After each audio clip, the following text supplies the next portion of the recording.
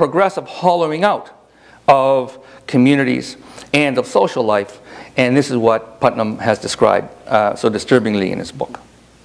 The high watermark, it appears, of civic engagement was in the period just after the Second World War, from 1945 and through till about 1960. And this is the time when the generation that was born just after 1910 grew up during the Great Depression, fought in the Second World War, and dominated the American demographic. It was with the succeeding generation of baby boomers and Generation Xers born between 1965 and 1980 that the decline of community life became epidemic in the United States. So, how do we explain this? And more importantly, what can we do about it? The one thing that distinguishes these generations from the preceding ones, the Generation Xers I'm speaking about, is precisely their rejection and distrust of mainstream politics and institutions. As Putnam says, they are defined more by what they don't like and what they don't do than what they like and what they do. Free agents is what became characteristic of boomers. They were disengaged, atomistic, less deferential to authority, and uncommitted beyond a relatively narrow circle of friends and family. They volunteered less and contributed less to charity than their parents or grandparents. They became more materialistic. And then this entire trend, of course, has been accelerating. In 1975, Roper pollsters surveyed across the United States to identify what people considered to be the elements of the good life. 38% of all adults chose a lot of money, and an additional 38% mentioned a job that contributes to the welfare of society. That was in 1975. By 1996, those who aspired to serve society had slipped to 32%, while those who aspired to a lot of money had grown to 63%. So in addition, Generation Xers have adopted an extremely personal and individualistic view of politics. They emphasize the private and the personal and individualistic view of how to respond to political issues and how to respond to the public and the collective. They share no collective sense of a higher purpose in political or civic involvement. Their political engagements are narrow and specific and relate to one-off issues that affect them personally. I think, however, things may be changing. And I'm reflecting on this, perhaps today, among today's youth. Because things have reached such a critical point, this may be beginning to change. I want to give you some slides of some of these figures. This is an indication of the average membership in 32 national organizations.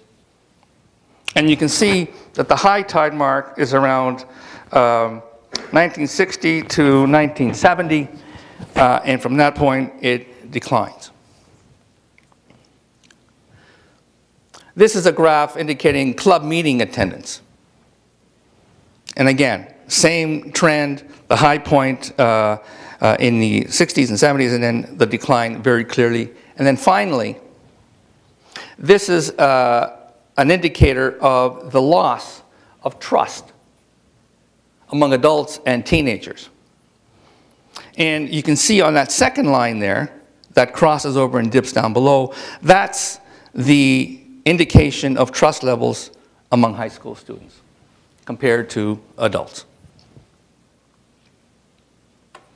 So, how have these dramatic changes affected the American social fabric? So, to begin with, American society has become much more atomized. The fraying of civil institutions like social clubs and religious organizations has also meant that the civic structures that brought disparate people, different people, in relationship to one another are no longer playing this role. These organizations were crucial in bringing into proximity and in relationship people from a variety of backgrounds, with a variety of political viewpoints, from different economic levels, mediated through an organization that allowed them to relate around common interests. Another consequence has been a general decline in trust, indicated by this graph, and this in turn has increased the social isolation among individuals. At a personal level, this is one of the most disturbing effects of the generalized decline of community. So, I know all this sounds pretty grim, but I want to cheer you up.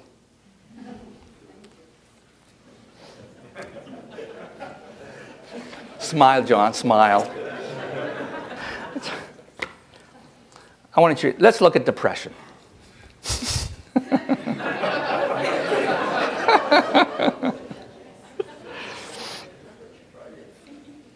Since 1940. I'm going to get through this. Since 1940, the onset of depression has struck earlier and more pervasively in each succeeding generation, and it's reaching alarming levels in today's youth. The rate of depression over the last 2 generations has increased tenfold. Between 1950 and 1995, the suicide rate of teenagers aged between 15 and 19 has more than quadrupled. And that portion of the population born just after 1910, and that also felt a stronger connection and had a deeper involvement with their community, the trend was exactly the opposite. What is more, the rising suicide rates are almost identical, 11.1 per 100,000 versus 11.4. Right in Canada and right across Western European nations. Ironically, suicide rates overall are even higher in those countries that have attained what many of us would imagine is a kind of welfare state utopia. Maybe some of you know this. Denmark, the Netherlands, Norway. These are societies that have attained what a lot of us have felt has been a real success story in terms of providing social safety nets, right? Government caring systems for their citizens and so on. In the Scandinavian countries of Norway, Sweden, and Denmark, suicide rates per 100,000 are 11.7, 13.6, and 13.7, respectively, higher than those of Canada and the United States. So the crisis in community life that has arisen in its last few decades seems to correlate with the rise of personal anxiety, insecurity, isolation, and personal unhappiness. Again, how has this come to pass? What are the reasons for this disastrous decline? Putnam identifies a couple of things. One is the rise of isolating technologies, in particular television. And second, the rise of these generations of people that followed the Great Generation that rose up during the Great Depression and fought in the Second World War. And that increased the demographic of a more atomistic, a more individualized kind of personality as an average in the United States, not just in the United States, right across the West. The result has been the loss of social capital, the norms of reciprocity and trust that make civic life and healthy communities possible. New Orleans was an instance of this.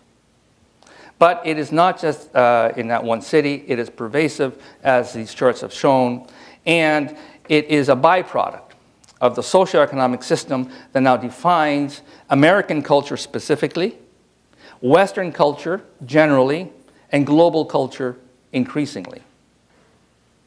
What is the cause of this disaffection and discontent? And I think the answer lies in the rise of consumer culture since the end of the Second World War. This, in turn, is a consequence of the rupture between our economic system and the requirements of an authentic form of human living, of a form of life in which economics serves the needs of humane societies. Instead, what we are struggling with is an economic system that subordinates the needs of society and of personal well-being to the insatiable requirements, primarily of capital. The new frontier of this culture of consumption is a reconstruction of the human personality as an engine for consumption. The modern consumer is the end product of this process. In his description of the generations that succeeded this long civic generation that also coincided with the high tide mark of civil and social involvement of people, Putnam identifies two characteristics: a heightened sense of individualism and the devotion to materialism. It's not a novel perception. Acquisitive individualism typifies the postmodern personality. In their book, The New Individualism, The Emotional Costs of Globalization, Anthony Elliott and Charles Lemert describe the psychological costs of the consumer personality as follows. Individualism today is intrinsically connected with the growth of privatized worlds. Under the impact of privatism, the self is denied any wider relational connection at a deeply unconscious level, and on the level of day-to-day behavior, such a new individualism sets the stage for a unique culture of anguish, anxiety, fear, disappointment, and dread. This doesn't mean that collective ideals have come to an end, or that the public sphere has died. Rather, it means that social matters are increasingly understood and responded to in individualist ways. This new reality signals a fundamental breakdown in the connection between the individual and society. The decline of community is the inevitable result. Social problems cannot have personal solutions. This is precisely the delusion under which much of Western society has been laboring over the last 30 years. The years in which the current crop of the lost generation has matured. It is the period when market forces were deified by the state, a golden age of privatization ushered in first by Margaret Thatcher in Britain, and then continued by most Western leaders ever since. The decline of the public as a meaningful concept has cost us dearly, and not merely in political terms. The decline of trust in government is a central aspect of this. More profoundly, the erosion of the public has unmoored any sense that the individual is an organic part of the society they live in, and in turn, both society and the individual must pay a price.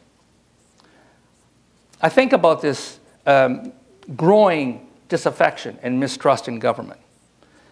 And it's an incredibly powerful and a profoundly disempowering, I think, symptom in society. And I ask myself, what would we think if we saw an advertisement in the paper calling for applications for a CEO? And it read something like, wanted, CEO for major national corporation. No experience wanted. No interest in business required. Preferably someone that doesn't believe in capitalism. Who would hire a person like that? If you take, I mean, seriously. And yet we're being asked to vote precisely for politicians that claim exactly the same attitude when it comes to governments that they're supposed to be responsible for. Unbelievable. You know, it's beyond me. So, there's a price to be paid. On the one hand, the erosion of a common sense of connection to broader society beyond strictly selfish or instrumental interests renders that society less capable of providing those social goods like security and safety that are such a fundamental value to its citizens. On the other hand, the individual feels more and more stranded, more vulnerable to the twists of fate, more isolated in the fear and anxiety that must surely follow. In short, our consumer culture has trapped us in a kind of vicious circle where the cultural sources of community decline also create the mental attributes that disable us from solving the problem.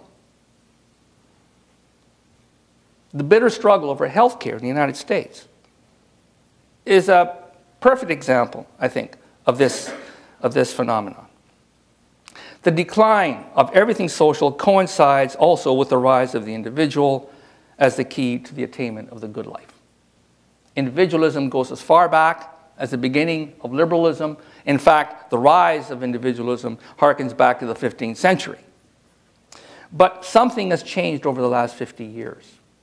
It was in this last 50 years that the real sort of end product of this attitude of materialistic, acquisitive individualism really came into force, and which really describes the postmodern personality. And it is the point in time over this last 50 years at which purely commercial forces became the determining influences over human behavior.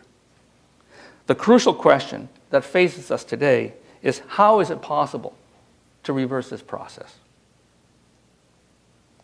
I believe the answer lies in the construction of economic and social institutions that in their nature repair the social and psychological damage brought about by our consumer culture and also offer a credible alternative to the ideology that propels it. Reciprocity and economic democracy are the social and economic tools we need to do this work. This is the reason why cooperatives have such a central role to play in this struggle. Social capital, this is the norms of trust and reciprocity between people in communities. Social capital is at the heart of healthy, vibrant communities. To return to my earlier examples of New Orleans and Sri Lanka, the restorative power of social capital has also become a central theme in disaster studies. There is now evidence that it is not the material conditions of communities, their relative prosperity, that determines their resilience to disaster. Rather, it is the presence of dense social networks based on relations of mutual trust that turn the tide. So I am arguing that the key to addressing the current crisis in community is rebuilding the stock of social capital in society. And the key to building up this social stock is in constructing the kinds of organizations and institutions that in their nature develop social capital and the relationships of reciprocity and generalized trust upon which community rests. Co-ops are a prime example of such organizations, as are nonprofits, community organizations, charitable organizations, church groups, volunteer and service organizations, and the whole wide array of organizations that constitute our social economy. Like all social economy organizations, cooperatives are based on the principle of reciprocity. There's something different, though, about co-ops. They have a unique capacity not only to build a sense of community, but also, and most importantly, to challenge and reform the economic structures that are so often the cause of the social breakdown that I am describing. The very nature of a capitalist enterprise demands that it consumes social capital without replacing it. The direction of contemporary capitalism is driven by an ideology of predatory competition, of profit maximization at any cost, whether material or psychological. And so unchecked, this logic of the system will sooner or later deplete a community's stock of social capital, just as if it were water or wood or oil. Unrestrained, modern capitalism and the consumer culture it generates is not only environmentally unsustainable, more profoundly in a way, it is also socially and psychologically unsustainable as well. Social poverty and personal unhappiness are the hidden costs of consumerism. Conversely, cooperatives, like other social economy organizations, act as generators of social capital, which is the mechanism that predisposes people to work together around common goals. Whether these are directed to raise funds for a local charity or to ensure that governments are responsive and promote the public good. Capitalist firms, on the other hand, consume social capital without replacing it, and modern capitalism feeds on trust, while at the same time promoting attitudes and behaviors that undermine it. Selfishness, individualism, unbridled competition, and growing inequality all conspire to destroy trust between people. Because cooperatives are based on the practice of reciprocity, they act like batteries that continuously recharge a society's store of social capital simply by doing what they do, pursuing common aims, by harnessing and directing the combined efforts of those who will benefit from their mutual effort. The relational imperative that these organizations run on teaches us that not only how to work with others, but at a more intimate level, how to identify our interests and well-being with that of others, even those with views that are different from our own. So clearly, in my mind, in today's toxic political environment, with compromise and goodwill at a historic low, this is absolutely crucial, fundamental to rebuilding trust. Cooperatives socialize individuals without extinguishing their individualism. If any social form were the ideal template for repairing society from the damages of rampant individualism, it is the cooperative. And this is why I'm so passionate about them. So, in closing, I want to say that if we want to rebuild the bridges that link people to each other, we need to be thinking about the organic structures of society that play formative roles in molding personal identity and interpersonal relations. Thinkers from Aristotle to Tocqueville have pointed out that one of the chief virtues of democratic civic life is that it teaches people how to be citizens. This is the political dimension of an open and inclusive society. This is what made America great and what constituted the American dream. And it's what Tocqueville and so many millions of others have admired most about this country. At a personal level, the nature of organizations that mediate the interests of people have a defining influence on how these individuals see themselves and their connection to others. Institutions that promote selfishness, individualism, competition, and dependence on authority have the predictable result of simultaneously isolating and disempowering people. On a mass scale, the effects are clearly visible in the societies we have created, not just in America, but everywhere consumer culture has taken hold. On the other hand, social institutions that identify and reinforce the mutual interests of people, that invite them to seek common solutions to common problems, and that link individual fulfillment to the support and cooperation of others, create those habits of mind that are the building blocks of healthy societies. This is probably the only route, a most challenging and difficult route, to be sure, of reweaving how we reweave the social fabric that has grown threadbare around us. What makes it especially difficult and especially precious is that it is precisely at those times when cooperation is most needed that it is in least supply. We are in this predicament because the instinct to cooperate, to relate to others, is so weakened. The hardening of people's sense of self-interest works against the attitude that sees others not as competitors in some race to realize our personalized utopias, an autistic dream, but as fellow travelers on a common road to building a better society for all. And the current climate of divisiveness and intolerance that flows out daily from Washington and a broken political system makes this more difficult still. The same thing is happening in Canada. The same phenomenon of growing individualism and divisiveness from politicians and the government in Canada is in display as well. But I believe that repair is possible, and that the co-op movement has a fundamental contribution to make in this time of division. The times change, and the obstacles to constructing humane and caring societies change also. But knowledge is fragile and perishable. The one crucial inheritance from the past that must be safeguarded is the knowledge that more than one world is possible. In the end, it doesn't matter whether cooperatives ultimately prevail as a norm for how we organize our economies. It matters that they survive. In a dark age, the one indispensable value is the knowledge of an alternative.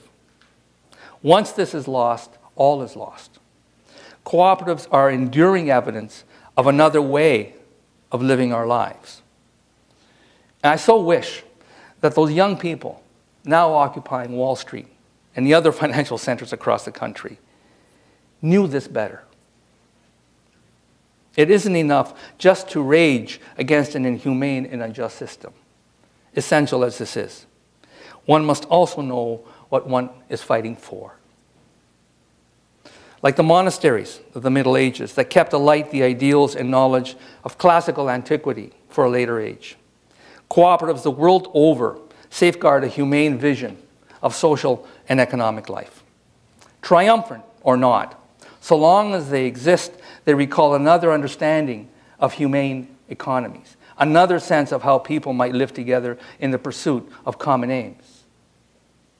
They will always remind us that the human fabric is made up of individual threads, each distinguishable and apart, each an integral part of the whole that in turn sustains and defines us as individuals. In this time of division, of cynicism and opportunism, of ill will and megalomania and narcissism, we in this room have work to do. And from our own inheritance as cooperators, day in and day out, we have in our hearts and minds the tools and the vision to do it. And we may be the only ones. Thank you.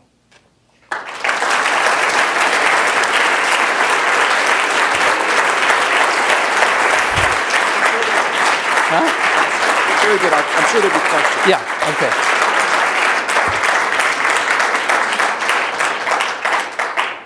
Up for questions and dialogue. I hope I didn't depress you all too badly. Yes? John, I run the risk of adding to some of the depression. And to pose some background and a question to you, it's as a person who teaches and loves cooperatives and has chosen to live in this amazing state of Minnesota.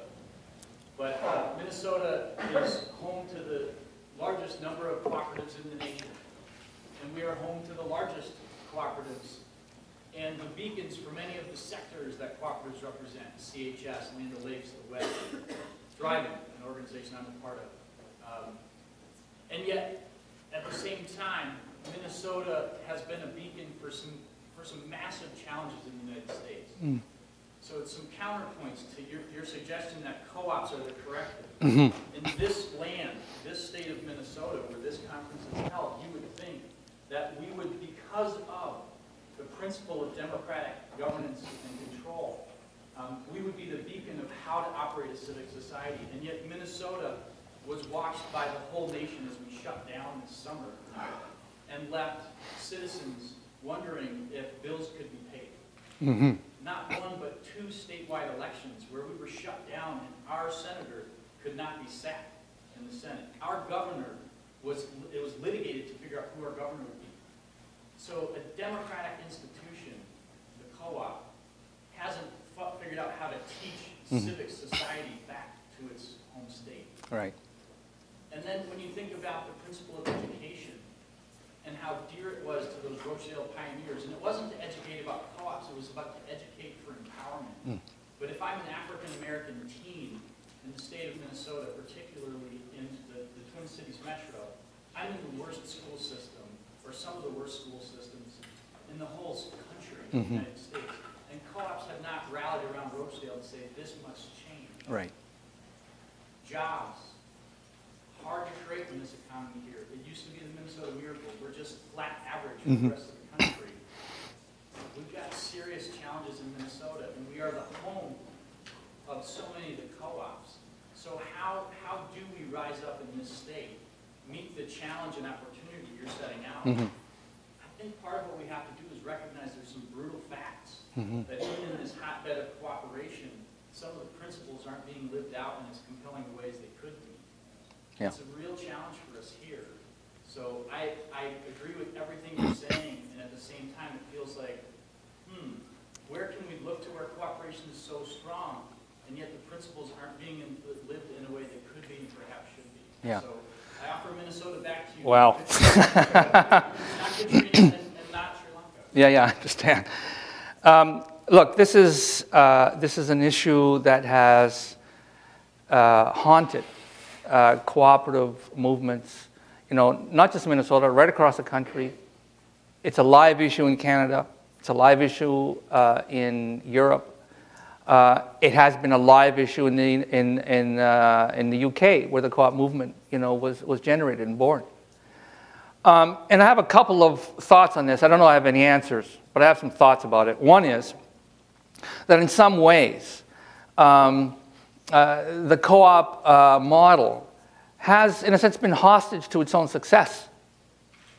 I think of, in Canada, for example, some of the most effective, some of the largest co-ops, the most successful co-ops, have, in a sense, become entranced by that success. Have become focused on, their sector, their industry, their business, which is as they should be. But they've lost track of the social dimension of their organization and of the political dimension of the model. And so what's happened over time, I think, with the farm co-ops, for example, the agricultural co-ops, some of the financial service co-ops, some of the insurance co-ops, and so on, is they've gotten very good at what they do, and they've become very successful as businesses, co-op businesses. And over time, they have also, I think, been seduced by the prevailing ideology of the free market model, right? The prevailing ideology of competition, of success in the marketplace as being the primary driver, for business and so on. And over time, this is true within, say, the credit union system in Canada, for example, where more and more credit unions no longer seek to cultivate cooperative leadership within their own ranks, but prefer instead to go out and hire people, from the banking system to come in and be their CEOs and so on. So that sort of the allure and the temptation of success and continuing to succeed has had a pretty powerful influence in the culture of a lot of cooperative organizations. I think that's one issue. The second issue is that it's just bloody hard. It's just hard. It's never been easy. The cooperative movement, when it started up, in the early 1800s, they could see, what the enemy was and what the problems were that had to be addressed, and they had no power. When cooperatives went out and organized, they were thrown in jail because it was against the law. It was the Combinations Act in Britain at the time. It was against the law for people to actually get together and demand and collectively bargain on behalf of their own interests. So they risked being thrown in jail or being deported to Australia if they actually started to organize. The union movement, the same thing. But the ideas and the model that they were reacting against were visible. They were clear. The divisions were stark. And so there was no mystery about what needed to happen, right? But that has changed over time as the capitalist model and the ideology that drives it has become a monopoly model, and as the school systems and the business schools and the media and everything that kind of conveys, what the good life is about and what is important in life conspires against, common interests and trust and solidarity and so on. Everybody is influenced by that, including people that end up in cooperatives. And so it becomes more difficult to identify the problem, I think. That is changing now because we're in a crisis. The collapse, of the financial system in 2008 brought what was latent to the foreground. And so now you have, once again, some vision that the problem is systemic, and it's not just a problem of this bad apple or that bad apple. It has to do with the construction of the system as a whole. And so you have now the reaction, which is coming remarkably, from young people that are not aligned with us. They are independent, but they see the problem. And they recognize also that it's a problem of attitude, not just a problem of practice and system. So I guess what I'm saying is that it's not surprising that it is so difficult for cooperatives to respond in the way they used to respond, because so many of us are wrapped up in the successes of the existing system. And then secondly, when you have a monopoly of ideas and an ideology that is so pervasive, as I mentioned in my talk, people have lost the power to imagine an alternative. What does an alternative actually look like? Well, the only alternative that's on offer that people can sort of conjure up as a response is socialism in the guise of, state communism. And everybody knows how that went. So if that's not it, if it's not socialism in that guise, and it's not capitalism, well, then what is it? And my sense is the problem and the paralysis is very much a problem of not having an ideology or a vision that actually can compete with the prevailing ideology around us. This is why it's so absolutely crucial for the cooperative movement to provide that vision, to articulate what that alternative looks like, and to have the political will to do so. You can have all the best ideas in the world, and you can have all the best models that work in the world, but unless you have a political will to turn them into, a driving force for reform publicly, it doesn't matter. And so one of the things that's happened in the UK and in other places as well is a recapturing of the original, not only the original vision, but also the original passion of the cooperative movement, by saying we've got to take our model, we've got to articulate it for modern times, and we've got to have the political will to enter the fray. Why aren't cooperatives also standing by with all those people that are now on Wall Street? I don't know. They should be there. They're in Minneapolis right now. Great. Great. Johnny can go on down. Yes. I think it's really important to talk about a couple things that you mentioned. One is, what are the alternatives? Right. And also making them relevant for today. And I think it's important to talk about the role of social media and how that is in some people's work, in our world, in reality, is being used as a certain form of alternative organization, building somewhat limited, social capital, organizing around issues, around causes, around, look at Arab Spring, for example, the use of technology to actually, Mobilize people. mobilize and create a revolution. And so I guess my question to you and to this group is, how does the cooperative movement capitalize on the social media platform without being overtaken by it? What are the benefits or the opportunities there, as well as the challenges and the threats of that platform? Because that platform, it's very fickle, it's very opportunistic, it's expedient, but it also does create community and there's communities out there, you know, hundreds and millions, hundreds of thousands and millions of communities out there forming around all different issues right now as we speak around in social media form. Yeah. So what does the cooperative movement do in that context? I guess, I mean, I hear what you're saying around social media and, you know, the importance of social media. But I see social media as an instrument, right? It's a tool for the use. In itself, it's not an end. It's a tool for mobilizing people towards something, right? And so a couple of things occurred to me. One is that the co-op movement could be better at understanding and utilizing social media. But that's not going to serve it unless we have a sense of what we're mobilizing people for. What are we asking them to do?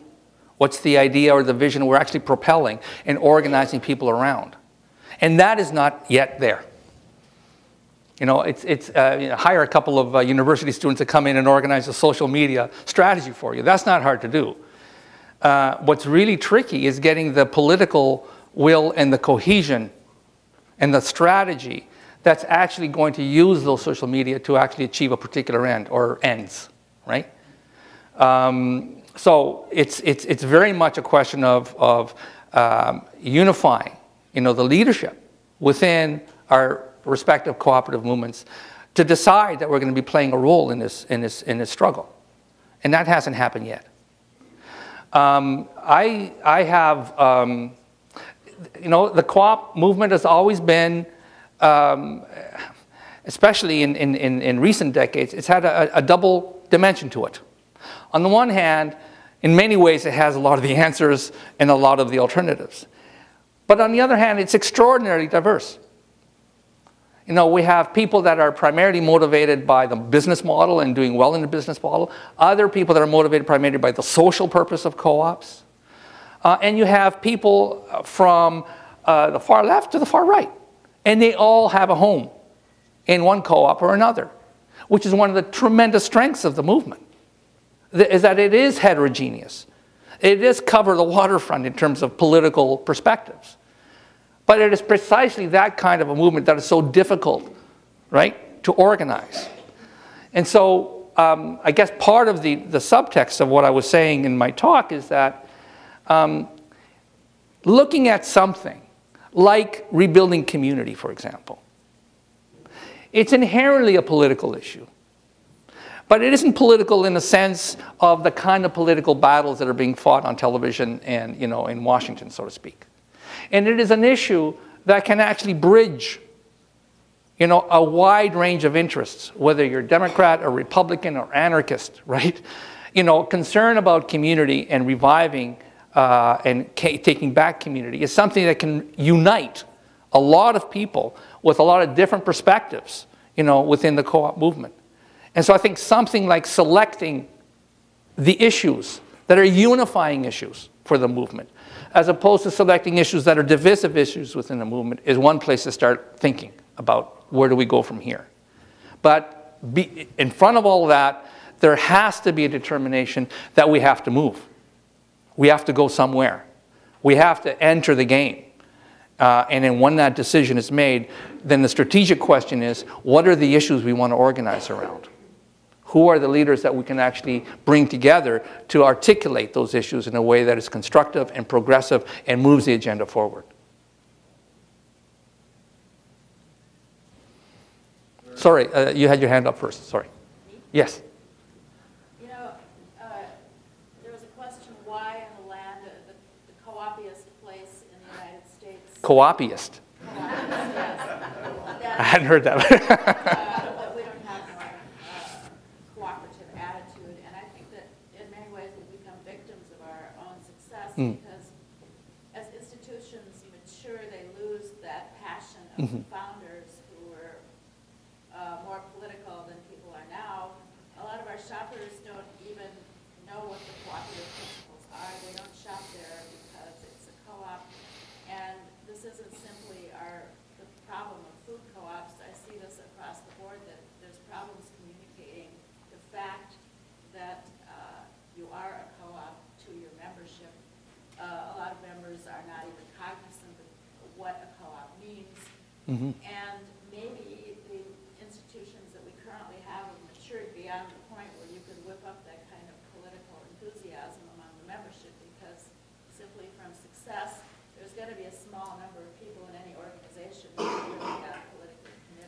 Yeah.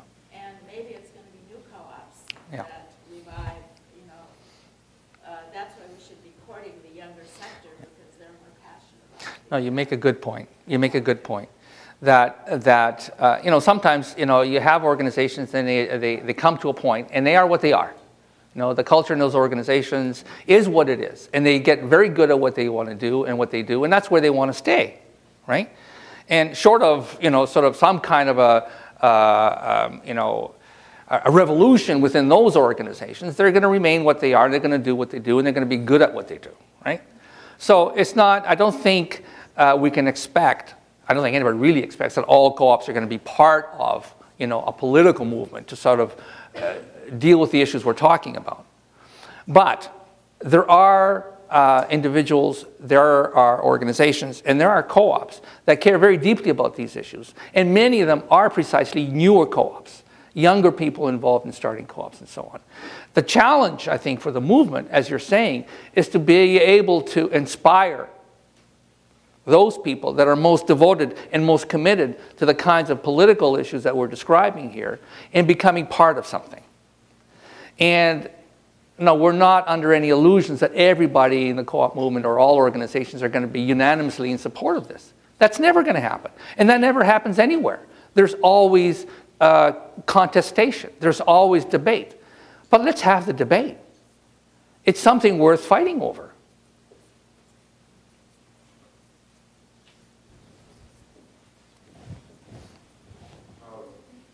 Just as cooperatives represent residual social solidarity and cooperation in ways that we've been describing, there's a alternative real response that has taken place to disaster too. And I want to offer what I think is a slight corrective to the portrayal of what happened in Katrina, because it relates to the disaster, unfolding disaster we're in now, and what we're going to be able to call upon and tap into.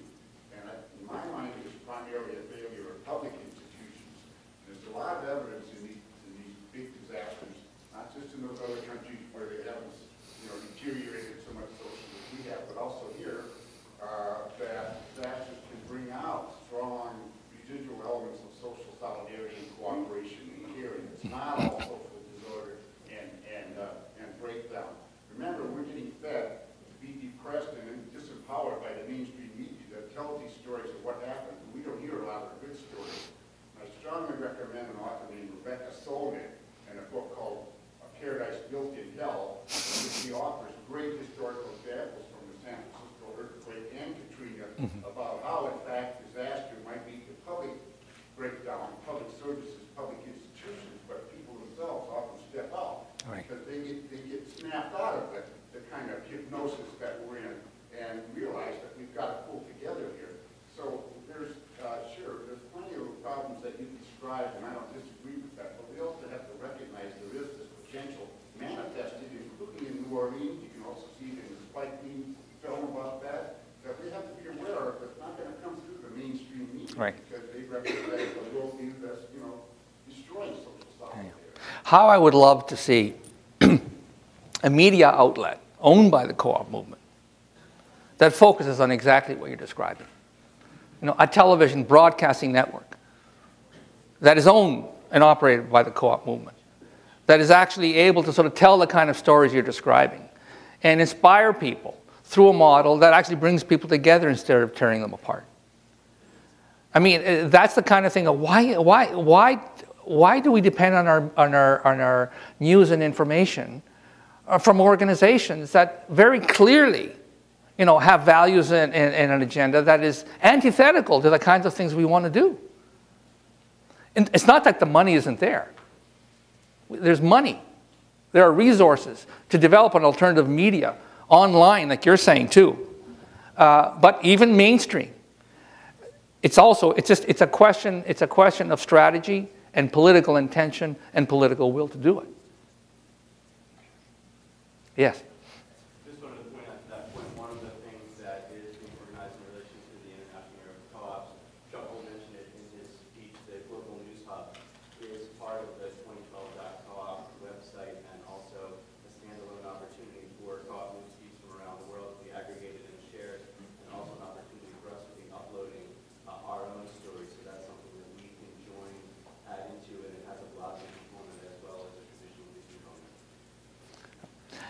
let me just come, before I come to your point. I presented kind of one part of the picture here, but it's also true that the interest and the resurgence of co-ops is taking place. If not as much here, in those places internationally, where those very conditions that gave rise to the rise of co-ops in England in the 1840s, and sort of the injustices of the industrial model that was being imposed on the economy in the UK at that time, the imposition of that very same model through globalization today in places like Latin America, in Asia, in Africa, are provoking exactly the same kind of responses in reaction. And so you have a resurgence of interest in cooperatives in Asia, in Latin America, and Africa for the kind of reasons you're pointing out. People recognize that unless they respond and fight back, they're going to lose not only their communities, their jobs, and their economies. And so co-ops are being regenerated in a lot of these places because the conditions are exactly the same as they were in the 1800s in the UK. Right? So we tend to look at the co-op movement through a particular experience, which is our North American experience. And it's an ambivalent experience. But it's important to recognize that the model is not going away. It's been recreated, reinvented, reimagined, and reinterpreted, in places that are having to deal with the kind of economic exploitation that, was the cause of the rise of co-ops to begin with. So as a global phenomenon, people are finding ways to organize and cooperate and respond to the crisis. So I think we have to, bear that in mind as we talk about, where do we go from here? You had a question. Actually, I think I just want to say thank you very much for coming and having the closing comments.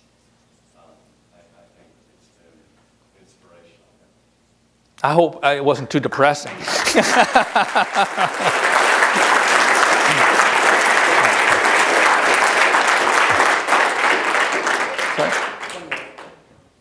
Yeah. I have one more question. After being at many cooperative conferences, I have to say this is probably the most overtly political session and discussion that I've participated in on. And I wonder if there isn't an opportunity to organize a conference specifically around aligning political will and generating political will from a cooperative business perspective. That's something that people in this room would be interested in. Maybe that could be the theme at NCBA in Seattle in 2012. Take the whole conference in that direction. I think there are challenges for the sponsors of current conferences to have one with an overtly political agenda, which is why I perhaps suggest organizing a new conference specifically for that purpose. People who have energy around that, can you put your names on a piece of paper back there so we can do some organizing, names and email addresses? I'll run a sign-in sheet. Okay. If you'd like to, please come by the corner. Well, come on.